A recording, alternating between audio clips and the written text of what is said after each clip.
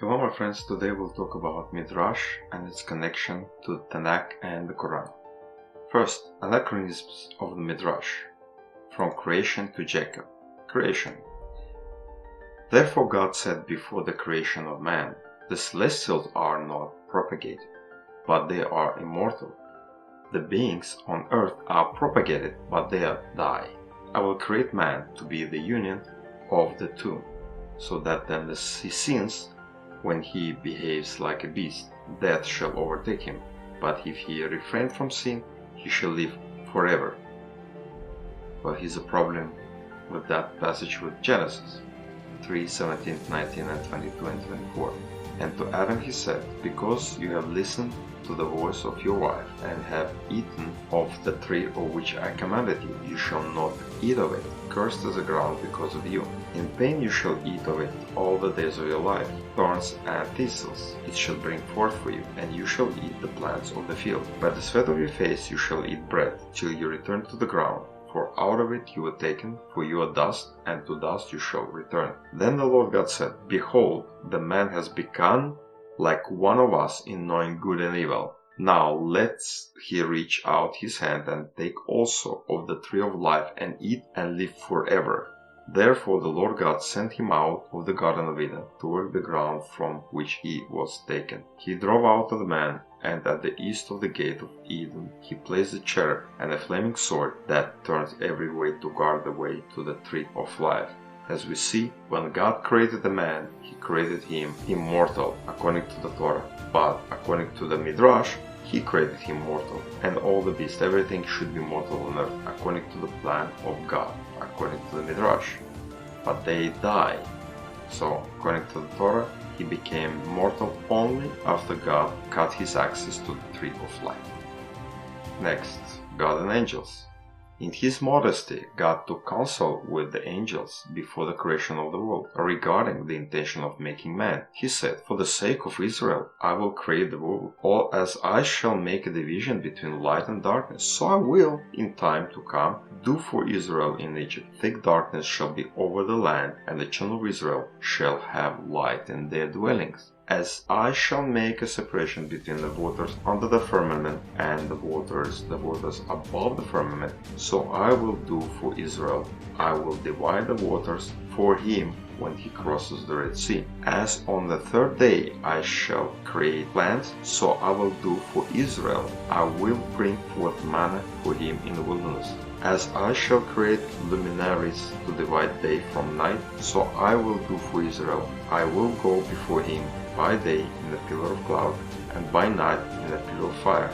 And I shall create the fowls of the air and fishes of the sea. So I will do for Israel. I will bring quails for him from the sea, and as I shall breathe the breath of life into the nostrils of man, so I will do for Israel. I will give the Torah unto him, the tree of life. Definitely, this information we just read, it doesn't make sense from a biblical point of view, but is a part of the Midrash story, Jewish fairy tales or Jewish folklore. Next one. The soul of man was created on the first day, for it is the Spirit of God moving upon the face of the waters. Thus, instead of being the last, man is really the first work of creation. That's a nice try to make man being created on day 1 instead of day 6. This spirit, or to call it by its usual name, the soul of man, possesses 5 different powers. By means of one of them, he escapes from the body every night, rises up to heaven, and fetches new life thence for man. Then the angel flips the babe on the nose, extinguishes the light at his head, and bring him forth into the world against his will. Immediately, the child forgets all his soul has seen and learned, and he comes into the world crying, for he loses place of shelter and security and rest. Again, there's nothing like that in the Torah, but yet Jews created Midrash to make kind of sense for them from their own ideas. Second part. Adam. The name of animals were not the only inheritance handed down by Adam the generations after him, for mankind owes all cross to him, especially the art of writing, and he was the inventor of all the 70 languages. So the Jews who created this Midrash, they thought it was only 70 languages on the planet at that time. That's very interesting part. The first wife of Adam. Do you think it was Eve? Not really. To banish his loneliness, Lilith was first given to Adam as wife. Like him, she has been created out of the dust of the ground.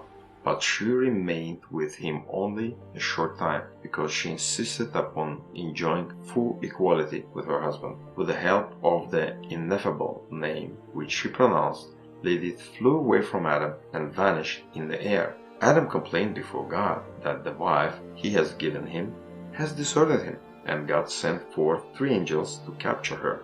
They found her in the Red Sea, and they thought to make her go back with the threat that unless she went, she would lose 100 of her demon children daily by death. But Lilith preferred this punishment to living with Adam. She takes her revenge by injuring babies. Baby boy during the first night of their life, while baby girls are exposed to her wicked designs until they are 20 days old.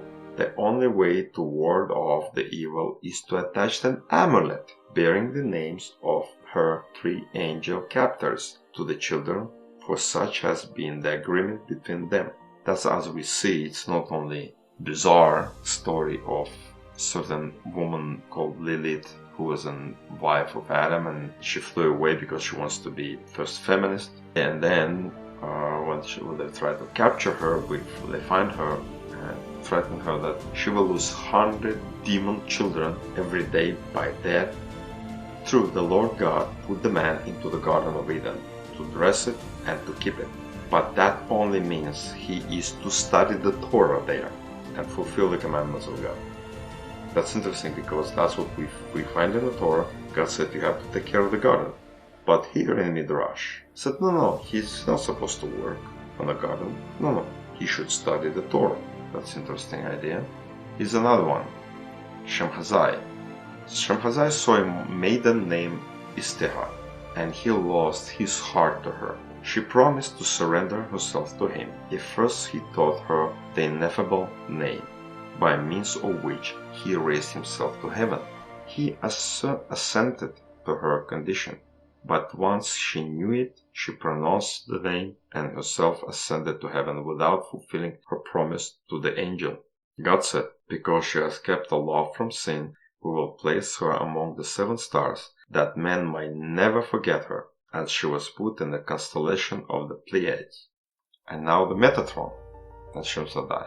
Thereupon God sent Metatron to tell Shemhazai that he had resolved to destroy the world and bring on a deluge. The fallen angel began to weep and grieve over the fate of the world and the fate of his 2 sons. If the world went under, what would they have to eat? They, who needed daily 1,000 camels, 1,000 horses, and 1,000 steers. Shemhazai then did penance. He suspended himself between heaven and earth, and in this position of a penitent sinner he hanged to this day.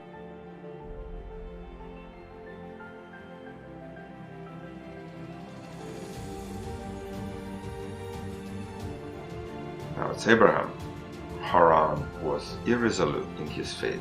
He could not decide whether to adhere to Abraham or the idolaters.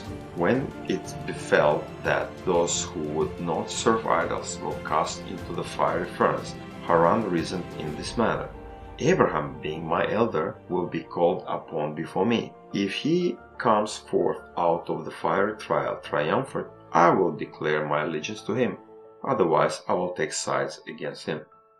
After God himself had rescued Abraham from death, and Haran's turn came to make his confession of faith, he announced his adherence to Abraham. But scarcely had he come near the furnace, when he was seized by the flames and consumed because he was lacking in firm faith in God. It was the first instance since the creation of the world of a son's dying while his father was still alive. So that's an interesting story, which nothing in the Bible, of course, not in the Torah. It only said that Haran died in the presence of his father while he was still in Ur of Chaldea. That's all the Bible said. But here we have very, very creative story. But here we have a very interesting situation. According to Septuagint, we read genealogy of Genesis 11, and as we notice in the highlighted text, Arphaxad lived 135 years and begot Canaan. Then Salah lived 130 years and begot Heber. And Heber lived 134 years and begot Peleg. And Peleg lived 130 years and begot Ragam. So, here's what we see in Septuagint. But let's go to the Masoretic text, as most of the Bibles are translated from. And we could see it's Arphaxad lived 35 years, and Salah lived 30 years, and Eber lived 34 years, and Peleg lived 30 years. So we're missing 100 years, and that's really only few. There are more to it. So if we combine all of them, we're going to find very interesting two different charts. According to Masoretic text, Shem outlived almost all of his descendants except Eber and Abraham. As you see here, according to the Septuagint, everything seems normal. The father died before the son, and Shem died before Arphaxad, and he died 500 years before Abraham was born. That's very interesting stuff, which will come back later.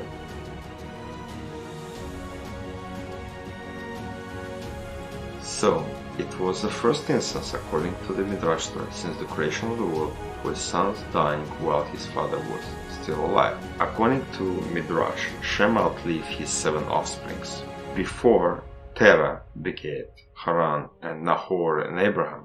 So what happened is now that if Midrash uses the same genealogy as described in numbers of years and as the Masoretic text, then it contradicts its own claim that Haran actually died in the presence of Terah, and it was the first time ever happens when son died before father, because according to on Midrash, Shem outlived all his 7 offspring before Abraham has a brother. Then we have another one. Her servants went to seek him into the house of Shem and Eber, and they couldn't find him, and they thought through the land, and he was not there. And behold, Satan came to Sarah in the shape of the old man, and said unto her, I spoke falsely unto thee, for Abraham did not kill his son, and he is not dead. So it's about a story when Sarah sent the servants to go to the house of Shem and Eber to find her son. But as we look at the real and corrected genealogy, Shem and Eber would have been long dead before Abraham was born. So it's impossible for Sarah to look into the house or to send servants to look into the house of Shem and Eber, because they would have been long dead. So this is another problem we see in the Midrash. Now that's another interesting story. Eliezer returned to Canaan was as wonderful as his going to Haran had been. In 17 days' journey, he accomplished in 3 hours. He left Haran at noon, and he arrived at Hebron at 3 o'clock in the afternoon, the time for the Minha prayer, which has been introduced by Isaac. Again, this miraculous return in 3 hours. It's not we find in the Bible. Now Jacob and his sons. We have superheroes here. Together with Naphtali and Gad, he pressed forwards into the ranks of the enemy and captured one of their iron towers. On their bucklers they caught the sharp missiles hurled against him in such number that the light of the sun was darkened by the reason of the rocks and darts and stones. Judah was the first to break the rank of an enemy, of whom he killed 6 valiant men, and he was accompanied on the right by Naphtali and by Gad on the left. That's another interesting story, the iron towers, and here's the 3 of them attacking the massive army and destroying them and capturing this iron towers made of iron, I guess. Throne of Pharaoh, super test. The throne upon which Pharaoh sat was covered with gold and silver and with onyx stones, and it had 70 steps. If a prince or other distinguished person came to have an audience with the king, it was the custom for him to advance and mount to the 31st step of the throne, and the king would descend 36 steps and speak to him. But if one of the people came to have speech with the king, he ascended only to the 3rd step, and the king would come down 4 steps from his seat and address him thence. It was also the custom that one who knew all the 70 languages ascended the 70 steps of the throne to the top. But if a man knew only some of the 70 languages, he was permitted to ascend as many steps as he knew languages, that they were many or few. And another custom of the Egyptians was that none could reign over them unless he was mastered all the 70 languages.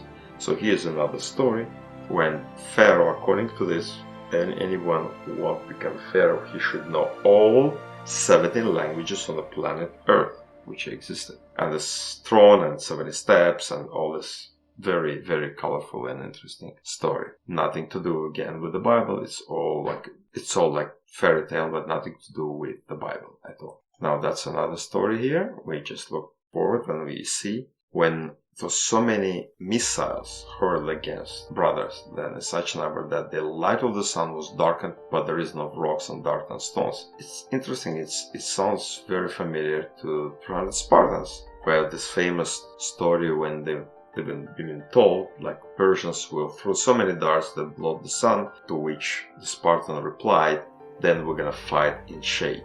Here we have similar story to that. Here's another one. Joseph sent the word to Pharaoh to let him have 70 of his valiant men to aid him in arresting robbers. But when the 70 appeared upon the scene and were about to lay hands on Simon, he uttered a loud cry, and his assailant fell onto the floor and knocked out their teeth. That's a beautiful, colorful picture. Pharaoh's valiant men, as well as all the people that stood about Joseph, fell or frightened. Only Joseph and his son Manasseh remained calm and unmoved. Well, because they are Jews, right? All of them, Simon, Joseph, and Manasseh were Jewish, so therefore they have no problem. But everybody else, losing their teeth, they're falling down on the ground in great numbers simply because Simon, they just uttered a loud cry. We see superheroes. Before the Marvel went to the superhero idea, it was already in development and in progress. Another one. Now Simon continues to be Superman. He drew his sword and uttered the wild cry, which threw all the people into the consternation, and in their disordered flight many fell over each other and perished, and Judah and his brethren followed after the fleeing people as far as the house of Pharaoh. Returning to Joseph, Judah again broke out in loud roars, and the reverberations caused by his cries were so mighty that all the city walls in Egypt and in Goshen fell in ruins. The pregnant woman brought forth untimely birth, and Pharaoh was flung from his throne. Judah's knees were heard at a great distance as far as of the Sukkot. Alright, it's another story. Young kids. In general, all the sons and grandsons of Jacob had married young. Some of them had been fathered at age of 7, which is it possible?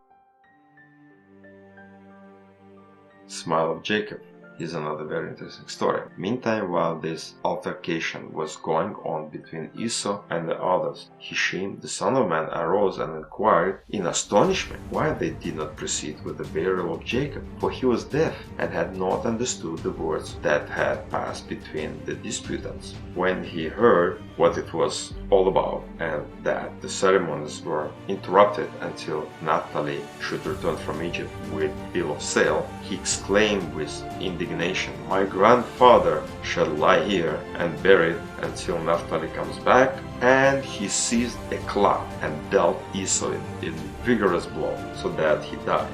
And his eyes fell out of their sockets and dropped upon Jacob's knees. And Jacob, being dead, opened his eyes and smiled. Esau being dead, his brother's burial could proceed without hindrance, and Joseph interred him into the cave of Machpelah in accordance with his wish.